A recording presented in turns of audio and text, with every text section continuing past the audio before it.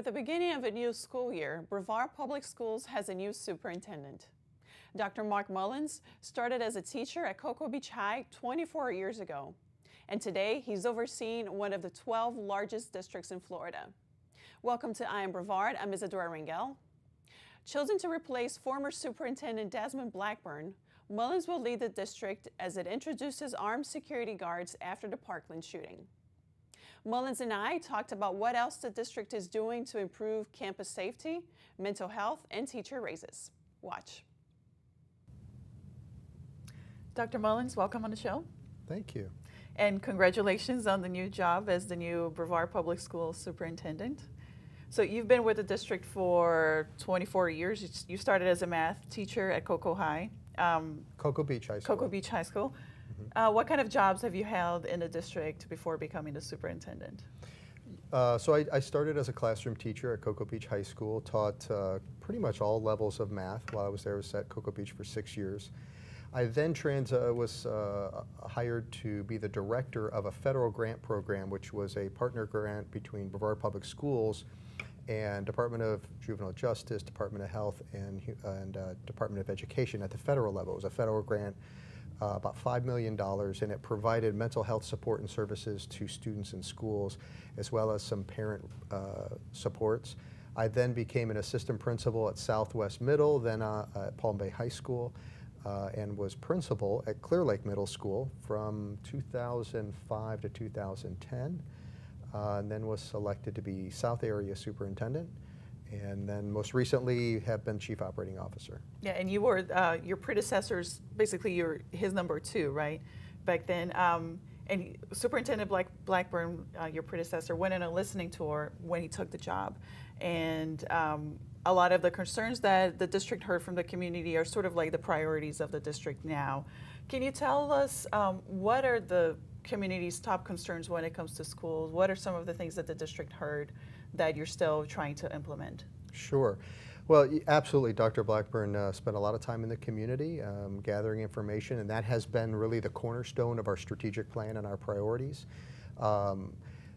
Things that came out of that was certainly ongoing and open communication between the school district and the community, and we have a diverse community, as we know. So ensuring that every element and part of our community feels like they have a voice and a contribution to our public education system. So that's been a priority. Hiring a high-quality workforce from the human resources arena was a priority that came out. Our budgeting process, increasing the transparency and the ongoing communication of our budgeting process, not only with the community but also with the board, and helping them be part of the prioritization of our efforts from the budget. Educational technology was a priority in developing a 5-year plan for the technology use and instructional technology across our district. A big effort was around becoming increasingly effective and efficient with our resources. So those are some of the high priorities that came out of our strategic plan. And in your view, what are the district's most pressing needs today? We're certainly prioritizing our implementation of some priorities over the last several months that are likely no surprise to our community. One is the safety and security of our schools, implementing our resource officer program, training up and implementing our security specialist program, but also some of the other things that go into play that help us be proactive before an incident is ever brought to light, but also knowing how we respond and react to critical incidents. So we have training that's being developed and put into place, from training our students to training our staff. And by that I mean an active shooter or something? That will certainly be part of the training process that we utilize in our schools.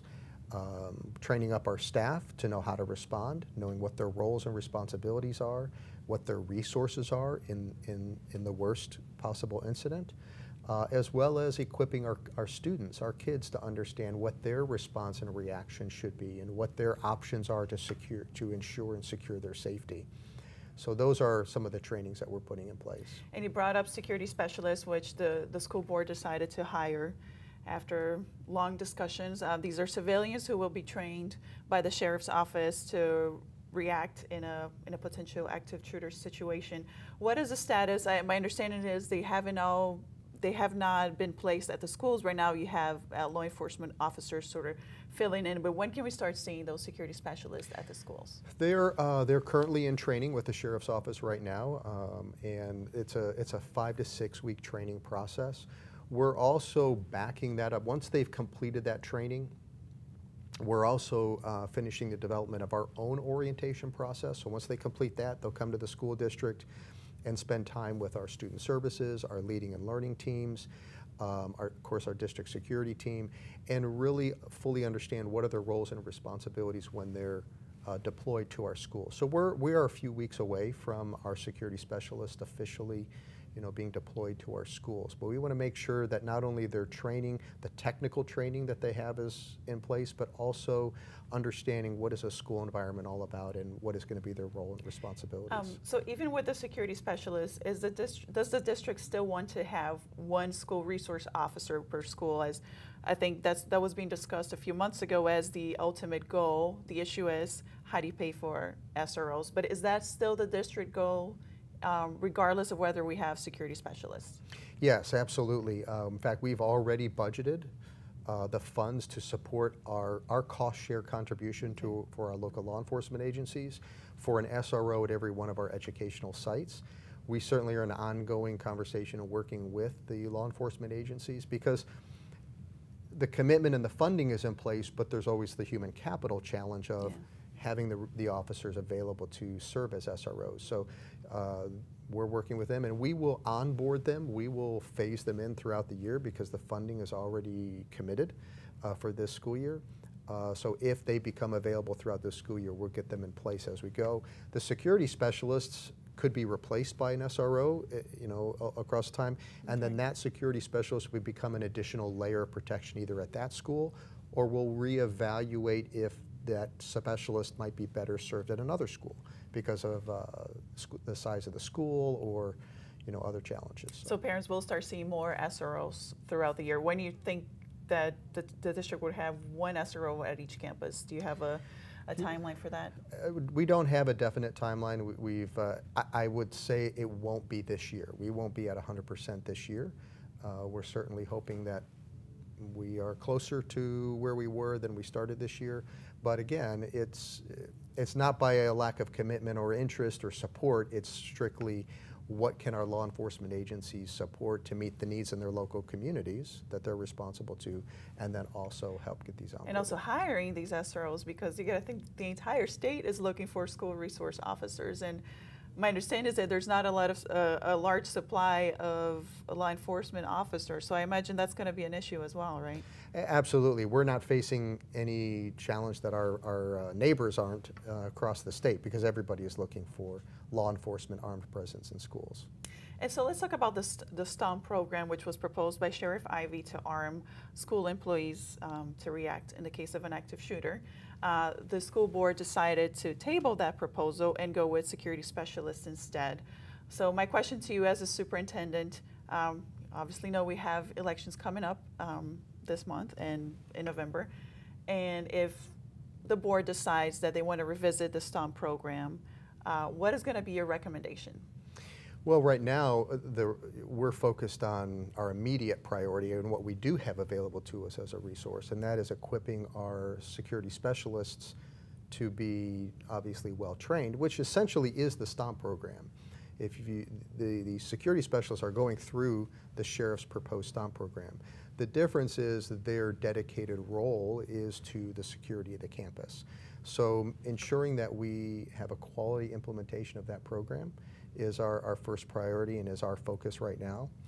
If the board could now reinitiate that discussion and consideration, and certainly after November, if the board wants to reinitiate that conversation, I certainly support that, and engaging our community in that conversation again, and in looking at what are the resources that are available to us. But right now, the choice has been made that we're going to focus on the security specialist. And as a former teacher yourself, how do you feel about the proposal on a personal level? You know, it's a difficult topic. I mean, it's obvious that it was not an easy decision as our board went out to the community. There's lots of factors that go into play, from multiple roles and responsibilities of staff members to what are the very practical liability obligations and so on for a program like the STOMP program or even the specialist program. So there's a lot of factors that have to weigh into you know, what our commitments are, or what our priorities are. So we'll have to, if the discussion comes up again, then we'll have to wrestle with those all over. And the state gave districts throughout the state money for mental health services. I want to know, what exactly does that entail, and are we starting to see new things at schools beginning the school year, and how are you going to roll that out? Sure. The state did allocate categorical funding to mental health supports. It was distributed to districts based on an FTE basis, or a student, full-time student equivalent. And we received about $1.7 million. The state left it up to each district to develop a plan that met the needs of their district. So our Student Services Division worked over the last several months to develop the components of our plan, and that includes we're adding school psychologists, we're adding social workers to our staffing. I believe it's 16 social workers across the district who will work directly with schools to support the existing guidance office and the existing social workers to respond to and meet with students and the needs that they have. We've also contracted with some counseling services outside of the school district. So as we work with students and see that they need some additional support even beyond the school day and what we can provide there, we can refer them for counseling services, both for the student and family, to extend that support for students.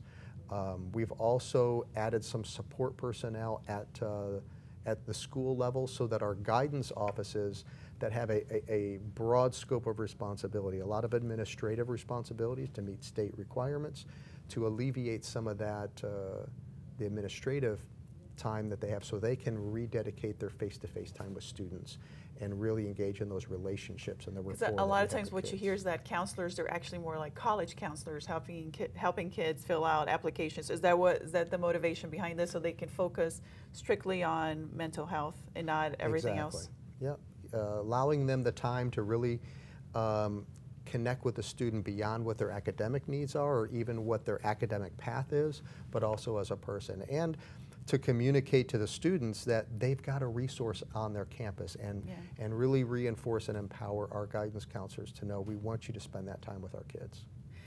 And do you feel that not just Brevard, that Florida is doing enough for mental health and in terms of preventing another shooting? Do you think this is enough? And this might be kind of a philosophical question, but can we do enough? Is there enough to be done to stop these sort of random occurrences? You know, that's a great question, Isadora. That's a tough conversation. I would say we certainly appreciate and value what the state is doing to help us now. I would commend our board for committing resources even before we have experienced what we did in South Florida on February 14th. They had already committed additional resources to SROs. They had already committed resources and dollars to social workers. Those were district priorities over a year ago that were, you know, quite wise in the long run. How do we get to the place that we know we're as safe and we're as prepared and we are as responsive to student needs as we want to be and need to be? I think the more we can move towards we all own our safety. We all own our mental health. I've been introduced to a program that are in several of our schools in the north part of the district called Sources of Strength. It's a student-led, adult-facilitated, I don't want to even say program, because it's really a culture. It's a belief of, we need to be a source of strength for each other. Or like a mentorship program? Yeah, it's building on each other's positive traits. It is reinforcing the positive. It is building each other up. It is looking out for each other. And when we create an environment at every one of our schools that we all own our safety, not just the SRO, not just the administration, not even just the students, but our parents help own it. They honor and revere the security measures we put in place. They reinforce them with their kids. They help us identify potential threats. And then our kids help look out for each other, and they bring to the adults the security concerns they have. Then once, as that permeates across the whole school house, if you will, from students to faculty to staff to community resources, law enforcement, to parents, we become increasingly safe, and we become increasingly aware and ready to respond to student needs. So that's what I would love to see, is that we continue to grow that entire culture. Absolutely reinforced with those very tangible things of law enforcement and armed presence in our schools, security measures in place, training, preparations, drills, those types of things. That all contributes to a safe place. And I want to talk about school security in terms of buildings, and we have a sales tax that's being used to harden school security. My understanding is you're building fences and creating single points of entry. So give us a recap of what the district has done, and how do you see school security in the future? I mean, are we going to start seeing metal detectors and schools that look like prisons? I think that's one of the fears that a lot of parents might have. They might be a little dystopian, but I want to hear your thoughts. What we've done in the past is the sales surtax dollars helped us focus on two specific things for every school, because we did not have a benchmark across our schools. And that is a single point of access and a access control process. Our schools, I don't even know what the average age of our schools across the district is, but we've got schools that are 60 years old, and if you visit some of them, or at least they were, very open, very accessible from multiple points of access. We enclosed them in a fence envelope, drawing anyone who wanted to get on campus at least, reasonably through a one point of access. So we knew who was coming onto our campus, when they came on, and when they were leaving our campus, and we can monitor that.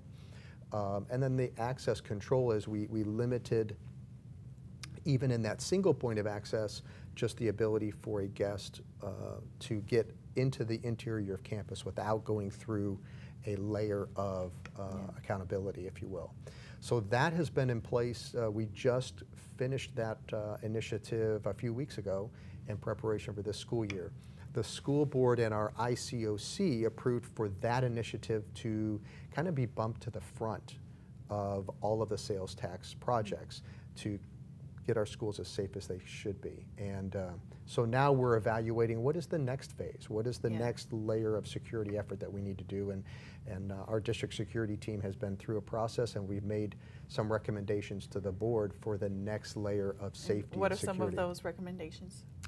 One of them is an enhancement of the single point of access and access control. We found that there are some schools that, although that first layer, that first effort, accomplishes what we need to, there are still some gaps that we need to go back and revisit those. It's kind of like building a new house.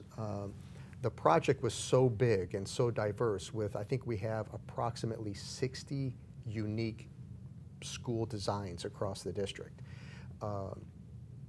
You realize, oh, I wish we would put an electrical outlet over here when we were in the construction phase. So we've captured those lessons learned, and now we've prioritized certain locations that need some of those enhancements. So we're now in the process of identifying funding to be able to do that. Another is we want to enhance our communication process, both within the school to the district and ultimately to parents, so that in the case of an incident, we can have a very cohesive communication process.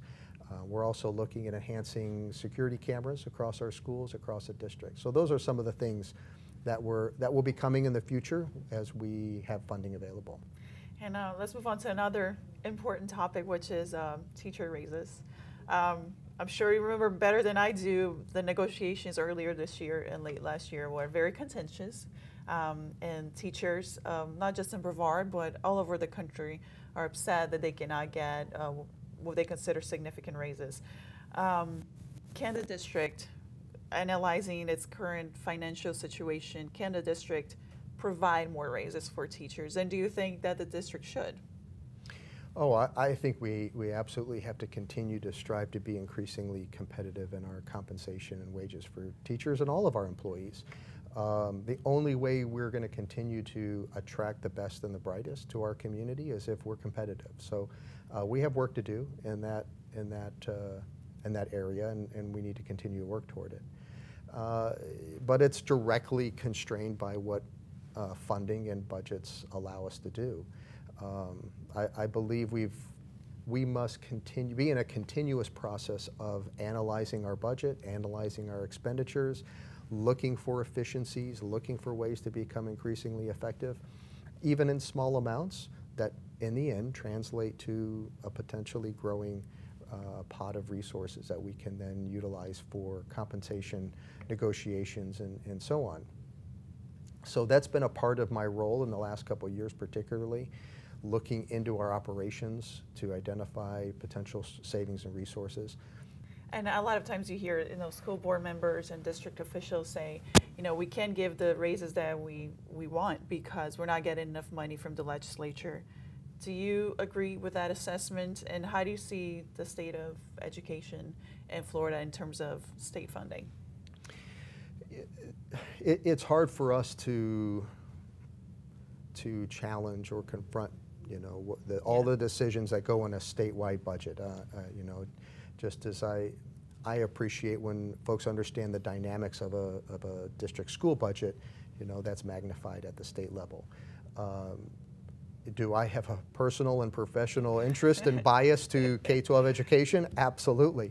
That's where my heart is, and that's where I believe we've got to prioritize funding and resources for our kids ultimately, because it's our kids who win or potentially don't when we can really compensate our employees to the best of our ability, because our employees are the same parents of kids we're serving in our schools. Yeah. So it has a culminating impact.